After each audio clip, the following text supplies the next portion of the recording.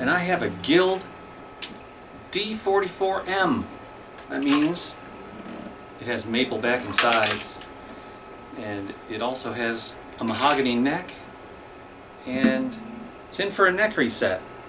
The action's 8/64 at the 12th fret, and I want to show you something about this guitar.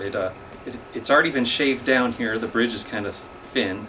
I've put in a new taller saddle than it had already, and I've straightened the neck as straight as I can get it.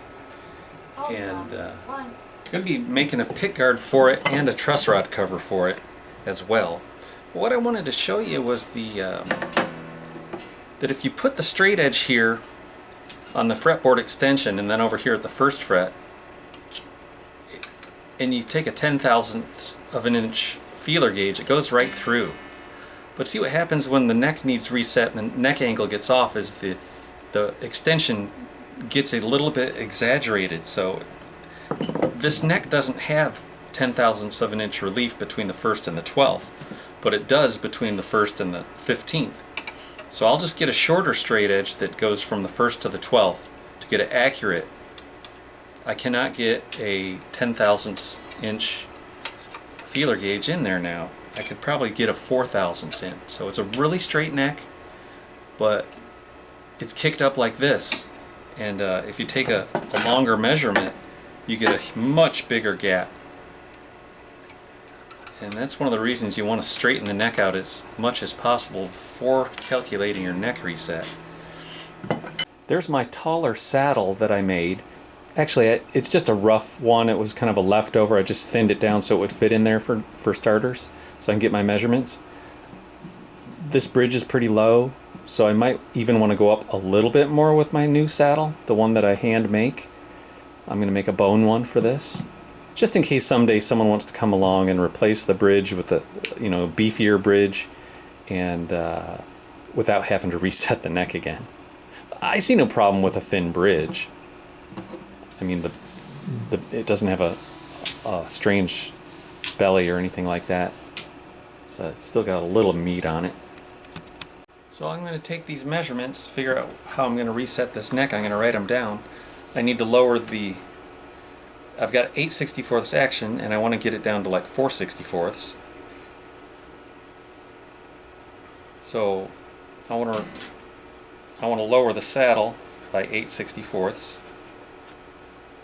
I'm exaggerating it, remember, because I want to get a higher saddle going.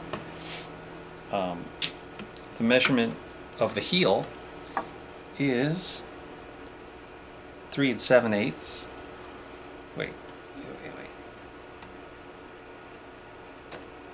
Yeah, let's go 3 13/16.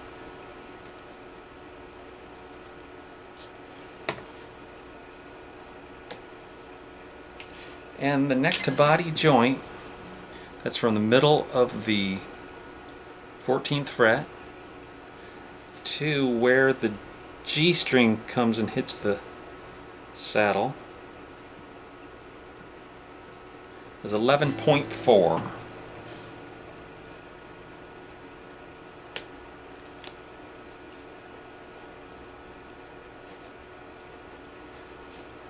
Alright.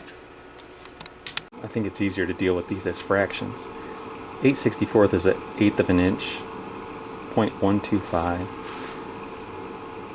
3 13/16 is easier to deal with as a fraction too, 3.8125. And I already wrote down the fraction for my neck to body joint to the bridge. So I'll take these numbers, 0.125 times 3.8125 divided by 11.4, 0.0418 times 25.4. I like to get it in millimeters. 1 millimeter. Is that right? 0.04 of an inch? Yeah. 1 millimeter off the heel. So 1 mil. That's a little more than most of the neck resets, but it'll work. Let's do it. Because they shaved this bridge down, this saddle doesn't really sit in there very deep. I mean, the one that I took out of there, you could use it as a toothpick. I mean, God, that doesn't even sit down in there less than 1 millimeter. This is probably going to need to be deepened by about, I might try to get it about twice as deep as it is, and I'll probably widen it a little bit too. I want to check this guitar with the Saddle-matic. While I'm at Saddle-matic, put it on the 12th fret, lock it in place. The other end's up here at the nut. You flip it around, and it tells you right where the saddle's supposed to go. This one is too far forward, as the pins drop down into where the saddle is. So I'm going to widen it, but while I'm doing the widening, I'm going to make sure that I keep this front edge intact, right where it is now. I'm going to come back a little as I widen it, and that will help my intonation quite a bit. And that's as easy as it gets. Now, we'll score around the neck. Working on guitars doesn't have to mean you have to torture yourself every day.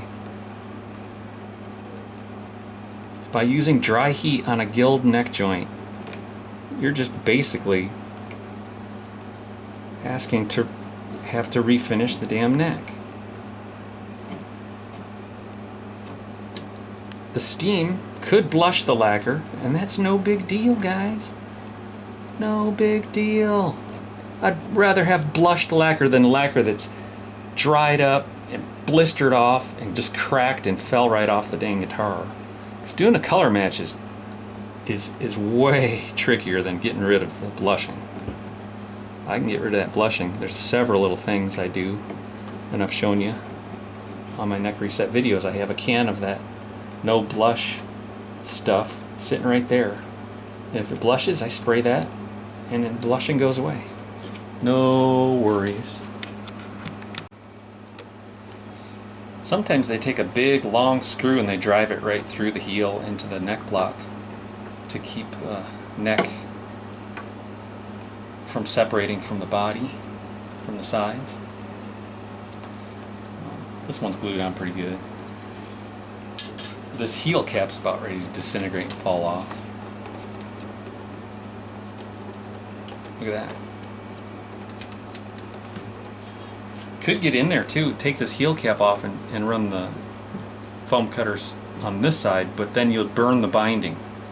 So other thing I learned about that last Guild is that when I put the foam cutters in too close to the edge, I torched the binding. It smoked and everything. So I'm going to bring those in a little bit, maybe to here. Pull these 2 frets. Yes, we're gonna pull the frets. It's a nice fresh blade. The last guitar I worked on was a Guild. Thanks for all the comments on that Guild Starfire neck reset. I learned that the guy from Cake plays one, which is really crazy because my wife just went up to Philadelphia last weekend to see Cake. So as I'm filming this, it's a Tuesday, she was up there for the concert on Saturday. Real good show, great venue, outdoors. She had a great time. I want a girl with a short skirt and a long jacket. Yep, long jacket.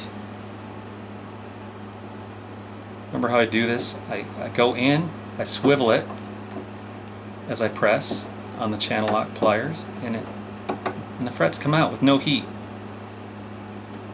Because the naphtha gets down into the fret tang and it lubricates it a little bit. Lets it release a little easier.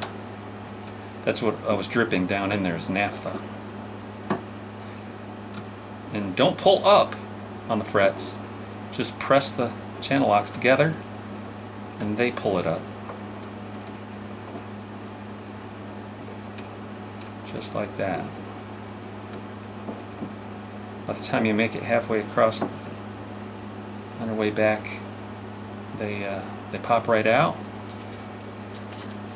No harm done. I really don't want to be doing finish repairs in July or August in Nashville, Tennessee, because it's too hot and humid. I can't do it. I was born in Michigan and spent my 20s and 30s out in Southern California, where it's very dry. I moved here to Nashville. I just can't take it. I can't take the heat and the humidity. I can't.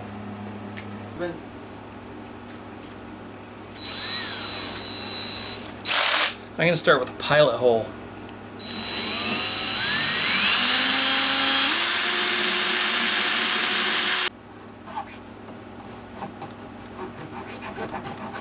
This wood's a little chippy. The drill bit wants to grab the edge of the fretboard and chip it out, so I beveled the fret slot edges. Took that 90-degree corner off them with this triangle file. And that should help me. Still looking for this pocket. I'm doing exploratory drilling. It's kind of like working in the oil fields. This guitar thing. Exploratory drilling. Boy, she's crispy looking, isn't she? See if we can get it off. Oh. Oh. Oh. Why do they put these guilds together like this? Jesus. Oh, shit.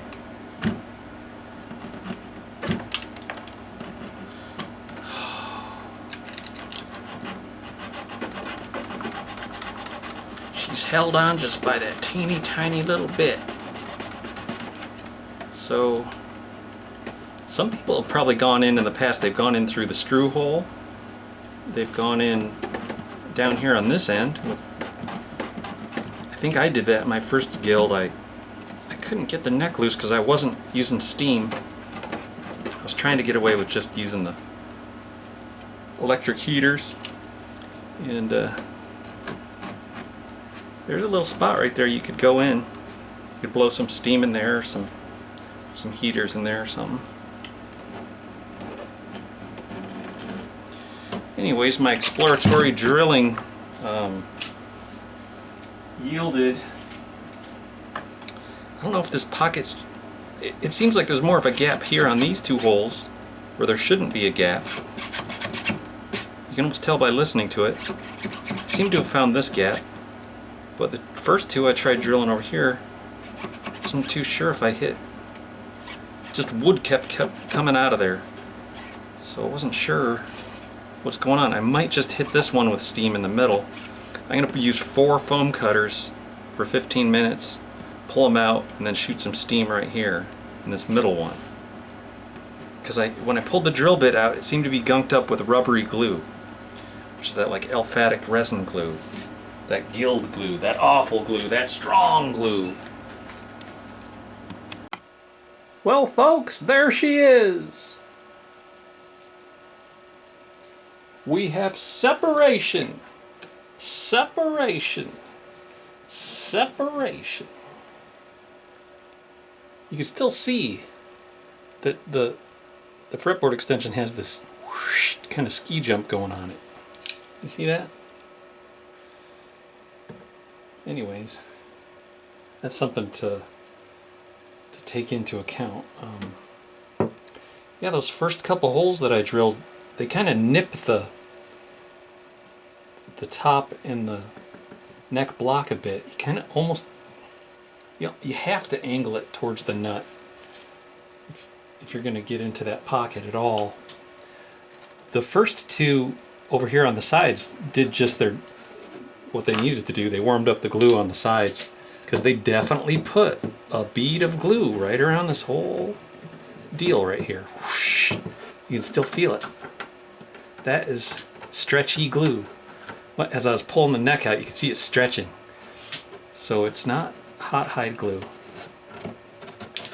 And it took both the steam and the dry heat to get it loose. I put a little bit of D-glue goo down in the holes, and I put a little boiling hot water down in the holes to help it along, and I put it in the Stumac neck removal jig And all that stuff was necessary on this one because that extra glue they put around the heel makes it really difficult. And it didn't take too long. I did 4 of the foam cutting knives, or what do you call those things? Hot foam cutters. Did 4 of them for 13 minutes, and then I steamed off and on for about 15 minutes. And tomorrow I'll clean this up. Today I'm just gonna work on some light duty stuff. It's super hot outside, so I'm just gonna try to chill on in the air conditioning, work on some other ones, and finish her up tomorrow. If you recall, in the first segment of this video there was what sounded like a piece of wood flopping around inside of the guitar body. It's because someone went in and epoxied 2 sound posts inside of the guitar, spreading between the top and the bottom. And one of them still stands, and one of them flopped out. The strangest things I'll see sometimes inside these things.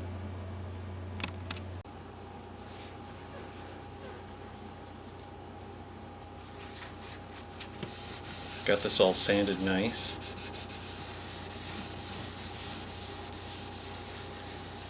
Let that soak in overnight. At least for an hour.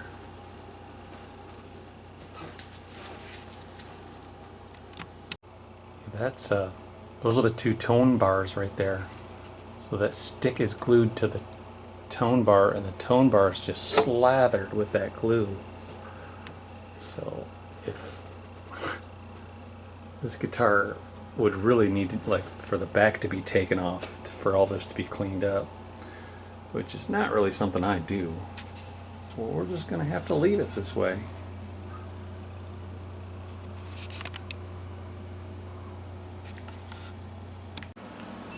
It's kind of noisy in here, but I want to show you guys. I've already shaped the heel, and I've gotten it, I've taken the millimeter off already with my sanding stick. This is my sanding stick I've shown you in previous videos. What I do is I come over here and I press it up against this desk. If you don't like working on your knees, if you have an upper cabinet above your bench, open the door to the cabinet and let the neck push up against the upper cabinet as you pull the sandpaper through. And it's just the best way I've found of getting a really nice fit with just a couple, 2 or 3 pulls per side.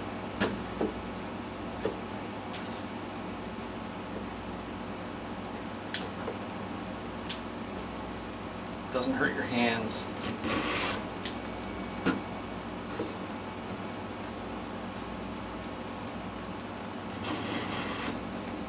I'm just doing 3 pulls per side, and let's see how nice this looks.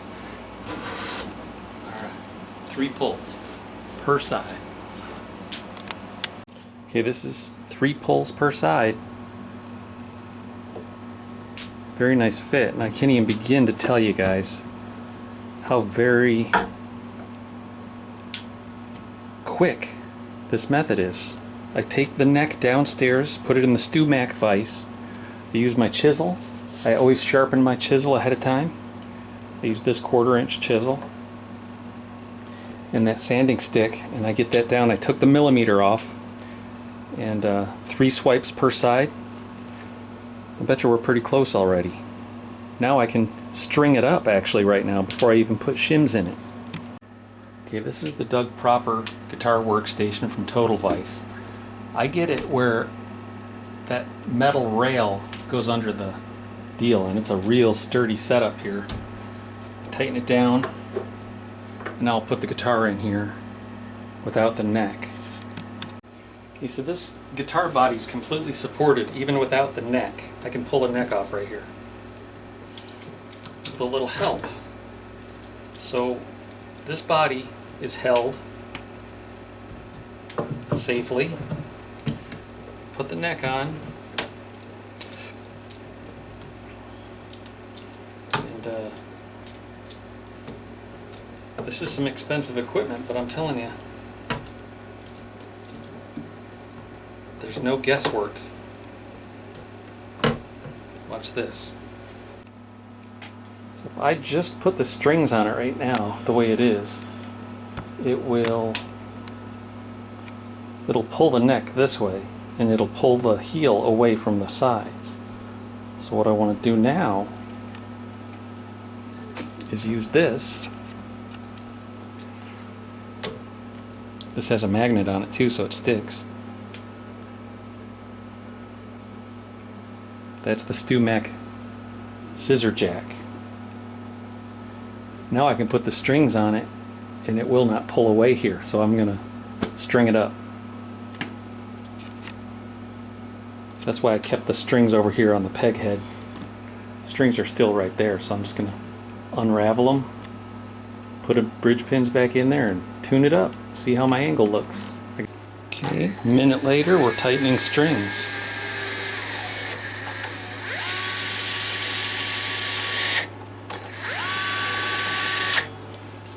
I know a lot of people are out there going, they're saying to themselves, that's not how you test the neck angle. You got to use a long straight edge. Okay, I've got 5/64 action at the 12th fret. I've got 8/1000ths of an inch relief in the neck, and when I pull a straight edge here, it sits right above the bridge, but it doesn't touch it, and it's strung up to full tension. You can't hear these two middle strings because they're pressing up against my bar clamp,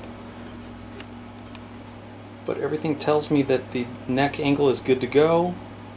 I'm going to do a couple more swipes of sandpaper anyhow because I wouldn't mind having a slightly taller saddle, and I'll be able to shim it up, and I'll show you how quick that can be. Accelerate tall.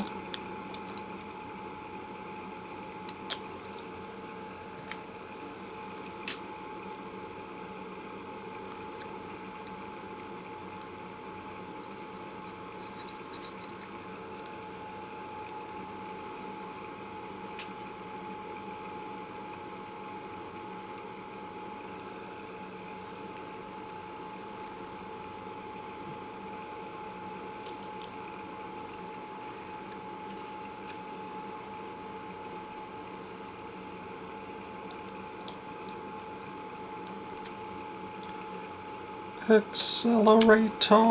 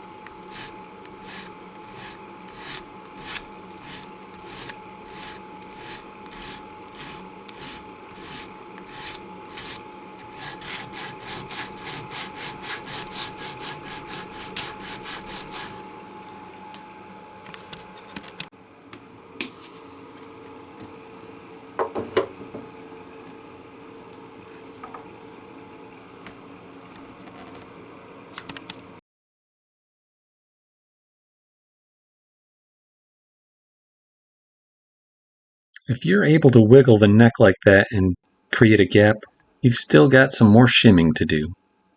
I went ahead and put these thin shims on. The Guild dovetail doesn't have quite the wedge shape that a Harmony or a Martin or a Gibson might have. It's almost like a 90-degree, or I don't know what you might call a 100-degree, something like that. Anywho,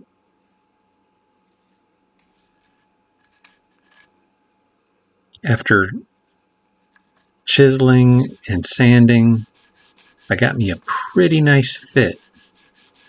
And I noticed that we're reaching the 25-minute mark on this video, so I'm going to make this a 2-part video and see you back here hopefully next week, where I'll glue on the neck, make a truss rod cover, put on a heel cap, make a pick guard, route the bridge for a new, deeper saddle, and I'm going to do something with this thermoplastic material that is really cool. So I hope you tune in next week to see what it is, because working with this thermoplastic is about the most fun I ever had working on guitars. But just to let you know, what it is I heat up this water to 170 degrees in my tea kettle, and I stick the thermocol down in the bowl. For about 10 minutes, it becomes translucent, and I can shape it into like a little cube. And what I do is I use it in between the scissor jack and the heel. I let it make a custom type of call so that the scissor jack holds the heel super tight to the body and it doesn't dent the wood or make the scissor jack compromised in any way, because them scissor jacks are expensive. So we'll see you next week. I'll catch you later.